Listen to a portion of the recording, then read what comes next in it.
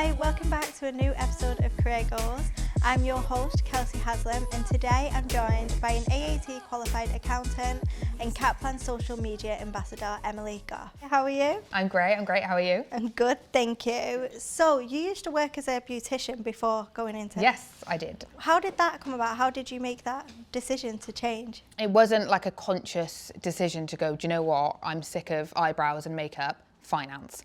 It was genuinely, I'd come back from Australia, I was working in retail management on a makeup counter. The high street was sort of dying a death, as we all know. Yeah. There was no footfall, and I just thought, I can't do this every day and waste my weekends in a shop begging for customers. Yeah. I think I want to be office-based, have my weekends back. Had a look at what was out there. I found an admin role, interviewed for the admin role, and she said to me, it was an accountancy practice, and she said, you seem quite young and ambitious to just want to do our admin. Do you not want to maybe do an apprenticeship as an accountant? And I thought, yeah, I mean, I hated maths at school. I never would have considered finance really, especially accounting, as an industry for me. But I'm glad I did it. It was the best choice that I could have made. Oh, amazing. So we're going to jump straight in and play a game of word association. Okay. So really simple. I'll read out a word and you just tell me what comes to mind and then I'll work down the list. Okay. Is that okay? Yeah. So exams. Scared. School. Not fun. Luxury. Comfort. Power. Financial. Home. Cheltenham. Study. Stress. Money. Comfort again. Goals. Ambition. Books. Good. Career. Goals. Kaplan. Finance. For exams, you said scared. So do you perform well in exams usually? Do you know what? And I don't want to jinx it. I haven't ever failed an exam, but every exam without fail, I have the same routine of feeling okay in the day. I can still eat breakfast. I'm fine. As soon as I press start, I have a 10, 15-minute panic. I've cried before pressing start on an exam because it's just the overwhelm. And once those 10 minutes are over, I'm fine. Yeah. It's just the initial fear, I think, and reading questions, and it's just overwhelm. Yeah, like hitting you all at once as well. Yeah. And yeah. How do you study, like prepare for an exam? So I've got quite good at getting in a routine. I don't think you have much of a choice. A lot of these things you can't just cram it into 2 weeks before. So I like to have at least 4 weeks of study, at least 4 weeks of revision, and then normally I'll book maybe 2 days annual leave just before the exam, just mock exams. Just forcing my way through, seeing where I fail, and then really honing in on the bits that I failed at. Yeah, and does your employer help you at all? Because obviously you said they encouraged you to start it in the first place. Yeah. Have they been supportive? Thankfully, yeah, I was in practice for almost 3 years and I've now been in industry for a little while. Normally, practice tends to be more proactive at getting you through your exams, but I'm lucky that the industry I'm in, I work in insurance, because my boss has been through it with ACCA and various other similar qualifications. They've been really good at giving me time off and supporting me where I need. And I am thankful for that because some industries maybe aren't as generous with their exam support. So just talk me through what you've done so far. So you started your apprenticeship and you went on to AAT first. Yeah, so we skipped level 2. It was a 3-day crash course, which was very intense for someone who'd never done accounting. Yeah. I think I came home from that 3-day crash course and cried to my now husband because I thought, I've made a really big mistake doing this. But yeah, started level 3, I did the apprenticeship. Finished that, I then did level 4, self-studied. It was okay. It was okay. It was a lot, but I found that once I was in a rhythm, I really enjoyed it. Yeah, and then did that make you want to go on to ACCA just because you enjoyed it? Yeah, so at first I thought, do you know what, I'm done with exams, I think. I think I'm happy with just AAT. I knew some really good accountants that had only done AAT and nothing further. Decided I didn't want more exams. A year later, I thought, actually, maybe I could go on and do my ACCA. I knew a few people that had completed it. They said it was doable, especially if you've got the grounding of AAT already there.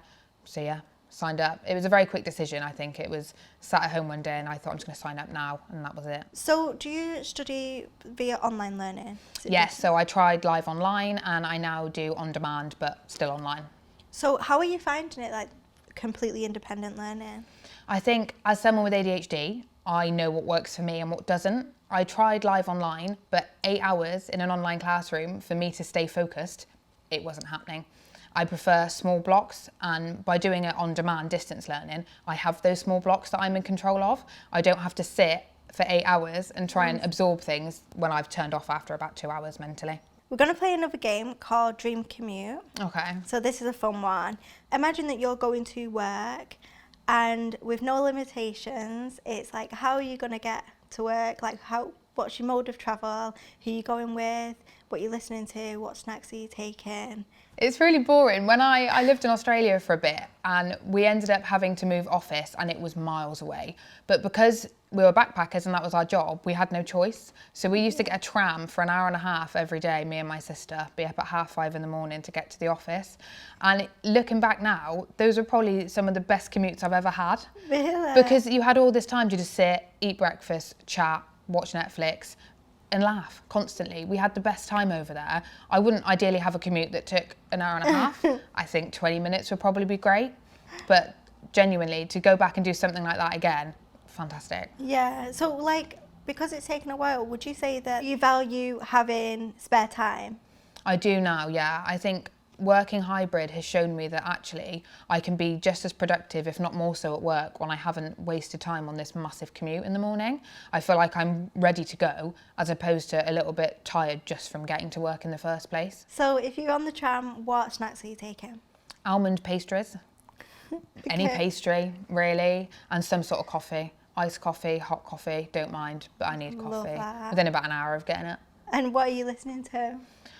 A bit of everything, really. I don't know. I've been obsessed with listening to the Mamma Mia playlist at the moment, but not necessarily just musicals, but I'd rather just mix it up a bit. Who would you be travelling with, your sister? Probably my sister. She's just a really funny person, and I think that's what you need at 7 a.m. when you're hungry and you're tired and you haven't had coffee yet. You need a laugh, definitely. Yeah, definitely. And like, would you say with your job, because I know that stereotypically people would say that, say, accountants are behind a screen, would you say that you have that laugh and...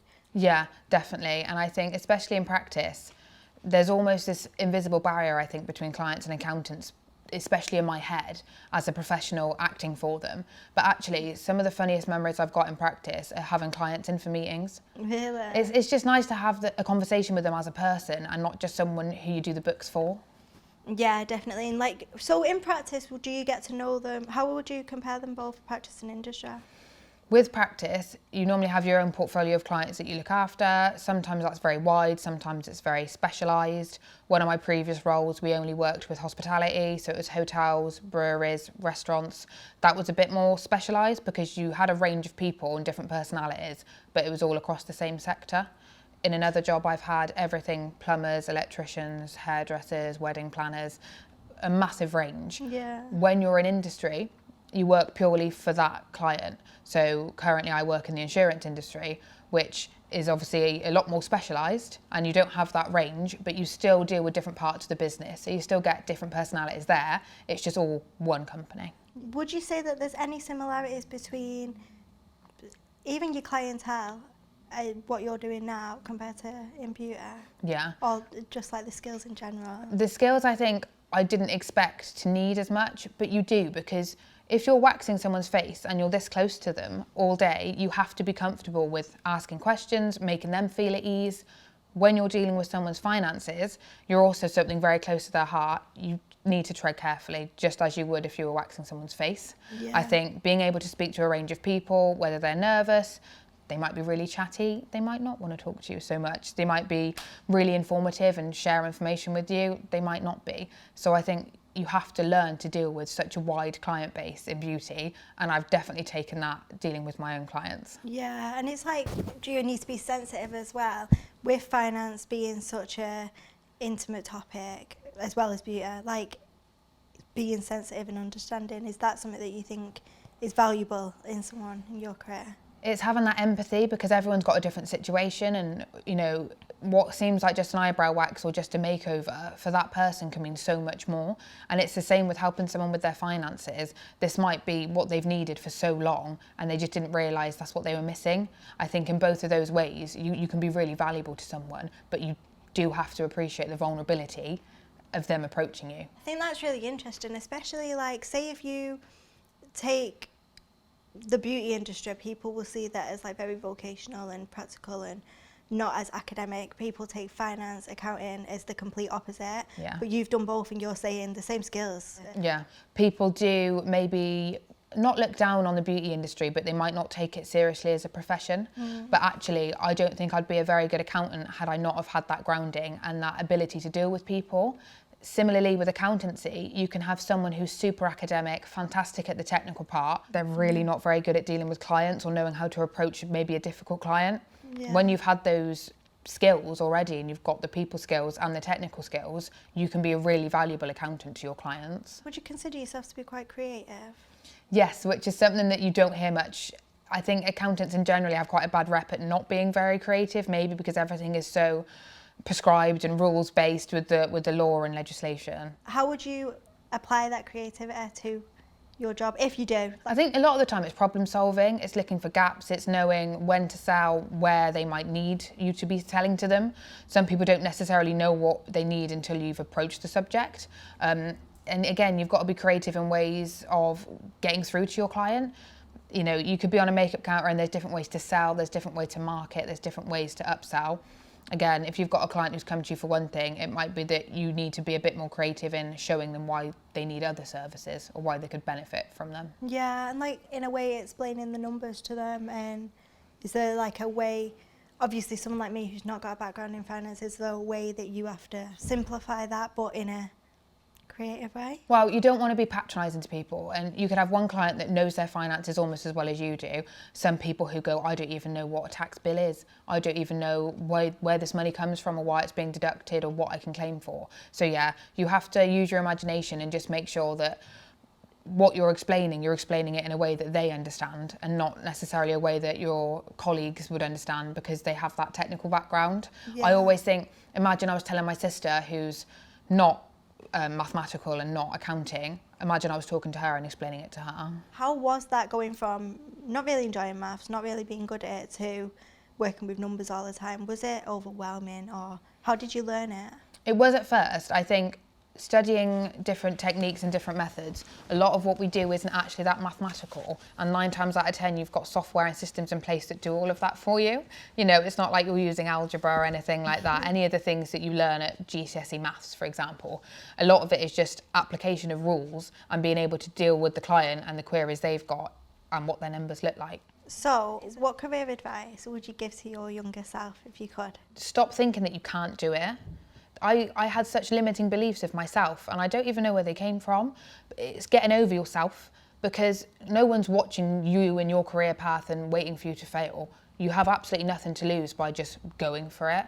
And I think I surprised myself in the things that I've achieved, especially, like I said, hating maths, not really ever seeing myself as overly academic. From then to where I am now, I probably could have achieved it maybe slightly earlier in my life. Not that I'm particularly old, I don't think, but I still feel like I could have achieved it earlier had I not spent so long thinking this sort of career path just wasn't for me. Anyone at any age, I just think you've got nothing to lose by just pursuing it, because the worst thing is that it fails and then you've learned from it and you know you can try something else. Yeah, and would you say that anyone that was considering changing a career, even if it's completely irrelevant, would you say just go for it? Yeah, 100%, because you could sit there in 10 years' time wondering what happened. And I think some of the best advice I can give is that time is going to pass anyway. I've spoken to people who said, I want to do my ACCA, but it might take me 4 years and I'll be 30 by the time I finish. Okay, you're going to be 30 anyway. Yeah. You're either going to be a 30-year-old who got that qualification because 4 years ago you decided to start it, or you're going to be a 30-year-old who's going, I still hate my job and I could have done something to change it, but I still haven't. Yeah, no, I completely agree. So we're going to go into another game. Cool. Do you work well under pressure? Yes. Okay. So I hope so. This is really fast paced. It's this or that. I'm going to read 2 options. It's this or that. Okay, You choose cool. which one, okay? So, fresh trim or boardroom win?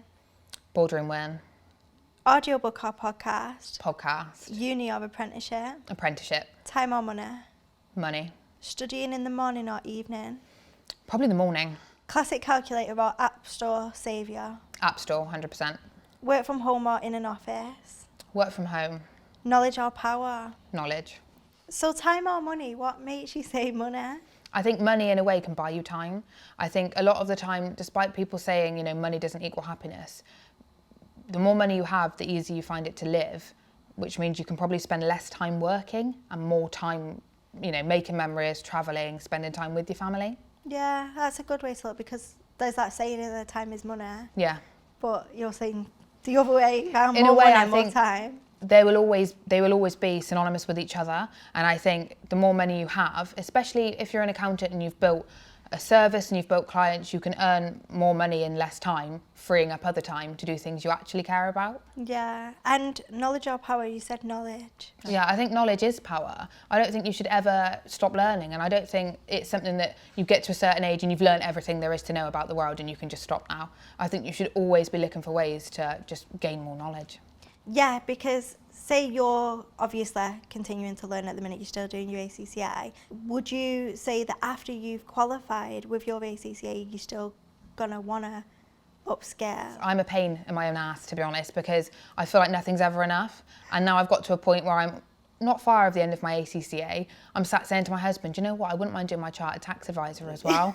And it's just something that, even when I finished my AAT, I was like, I'm done now. And then after a period of not having something on the side to focus on, I was like, oh no, I need to do something else now. So we're gonna play a game of Never Have I Ever. Okay. Have you ever played it before? Yes. So this is a PG version. Cool. But to your side, you'll have a paddle. I do, yes. And it's really simple. I'll read out a statement. If you have, it's the green side and say I have. If you haven't, it's the red side and say you haven't. Okay. Okay, so never have I ever cried over an exam. You have just mentioned this. So many, and it's so embarrassing, and I think people next to me can probably hear me having a little snivel, but I just, once I've composed myself, I'm fine. But you might open a 20-mark question and it's just the initial fear. I might not have even read the question yet. It's just sort of like a knee-jerk reaction. But yeah, I definitely have. Have you ever cried after an exam? Yes. In December, I took an exam that I convinced myself I'd failed, and it was so cold outside, and I walked back to my car in tears for like a 20-minute walk because I just kept overthinking all of my answers. I said to everyone, I've definitely failed, and then I passed quite well, actually, after all that. Do you ever reach out to Kaplan for support for your studies? I have had some, I think I had a phone call, and there was one question that no matter how it was explained to me in the answer book, it just didn't make any sense. So I was like, I need to send an email. I need someone to actually speak to me about this. Do you think that they were supportive? Yeah, I felt fantastic. And I think it's just having someone look at the same thing as me to make sure I'm not losing my mind, and having that reassurance definitely helped. Oh, that's amazing to hear. Never have I ever regretted a career move. You haven't? I think everything I've done has led me to be where I am. I think had I not, I very briefly tried recruitment. It was terrible. I don't even keep it on my CV. I was there that briefly. But had I not done that, I wouldn't have thought, let's try this admin role because I need to get out, which obviously led me to the apprenticeship that led me to where I am now. So they might not have been great at the time, but looking back, they all led me to where I needed to be. Never have I ever upset a client. Oh yeah, definitely. Yeah. Many a times, yeah. I can't even probably give you one example. I think I've sent out the wrong tax return to the wrong person who had a similar name. Thankfully, he said, this doesn't look like it's for me, so I'm going to delete it. Hopefully he did delete it. Do you get in trouble with stuff like that? If you tell people. I mentioned it to my boss. She said, you know what, it's fine. We know the client really well. We know that he probably would have deleted it. I've upset clients just by telling them what their tax bill is if they weren't necessarily prepared for it. It's really hard explaining to people why they have to pay this tax bill if in their head they haven't earned that much. You're never going to be popular. What do you even do in them cases? Like, say if you're just a messenger in that case. 9 times out of 10, it is just, I've sent an email with a very large tax bill and the phone's rang immediately, and I'm like, I know who that is, and I know they want to speak to me, and it's just, why do I have to pay this? And tax is one of those things, as long as you've got your eye on it and you know how much you've earned, you know what to expect. If you're very busy, very successful, maybe you don't know what to expect, and it's a bit of a shock when you do get the email. Never have I ever messed up a job interview. Oh yeah, I have. You have. Do you want to talk about it? I had a job interview that I thought went really well. And at the end of every job interview, I always ask the same question. And I said, do you have any reservations about me or about my ability to do this job? And she said, yeah, can I be honest? And I said, yeah, of course. And she said, your Facebook page. And I'm sat there thinking, I thought my Facebook page was really private and I didn't have anything that wasn't just for friends. Yeah. I didn't even know what she was necessarily talking about, but she said that there are posts on there that I guess just show me as a person, or maybe a client wouldn't look at in a professional light. Again, wasn't anything really specific that she said, but now I know to always make sure my social media is completely locked off and is completely private, because I think being an accountant, people have a certain expectation of you as a person, and if they type your name in on Facebook, if they type mine in now, they won't see anything other than my profile photo. Yeah. But at the time, I didn't even know they could have seen anything other than my profile photo. That's really important to know as well. Like, say, when I was in school, that was when social media was kind of first starting, and they did say, like, they used to say, like, anyone, once it's on the internet, like, everyone It's can true, see it. a digital footprint is there Yeah, forever. but then you don't realise until you're actually older, like. And even if you put something out there, say 10 years ago when you are at school, if that is on a social media platform you don't use anymore or you haven't deleted, if an employer or a client did ever type your name in, you don't know what's going to come up if you haven't made a conscious effort to make sure everything is private. Yeah, and can I just go back to what you said, because that was a really interesting point when you said, when they say, do you have any questions? And you said, do you have any reservations about me? What makes you ask that question? I like to get sort of an idea of how they think I was. I'm always very transparent in job interviews. I'd always expect the same from an interviewer. I don't think it puts them on the spot too much, but it does invite them to ask me anything that maybe we haven't covered that was on my CV. I've had a lot of jobs. I think I've asked the question once and they said, yeah, I think the only reservation was that you do seem to have moved around a lot, you know, why? And I think once you flesh it out, it's fine. But that opens up the floor for them to ask you anything that they might be holding back on. Yeah, I really like that. I think that's really good advice. I've never heard that before. And I think as well, if you anything like me, who overthinks it and might stress out more after the job interview, then you've helped yourself there by asking the question, like, because they might turn around and be like, no, like, we don't like it, and then you'll be like, oh, well, I'm not going to think about this again. You know immediately, and I think I've asked it before and they've said, no, we've got one more person to interview, so it gives them sort of transparency there, or we're not really sure on whether you'd be a good fit, we might get you back for a second interview. It's almost like asking for immediate feedback so you don't go home and panic that you did terribly when you probably didn't. I love that. Such good advice. Thank you for joining us today. Have you had a good time? I have. I've had a great time. Thank you for having me. Oh, no, thank you for coming. It's been really lovely speaking to you. But before we let you go, we ask one last question, and that's, what does career goals mean to you? I think it's about being the best version of yourself. Like, no doubts, no self-esteem issues, just putting yourself out there, trying your hardest and going where you want to go in your career. Love that. Thanks for watching. Remember to like, comment and subscribe. And if you'd like to find out any more information about the courses that we discussed today, remember to head over to our website at kaplan.co.uk. Thank you, and we'll see you again soon.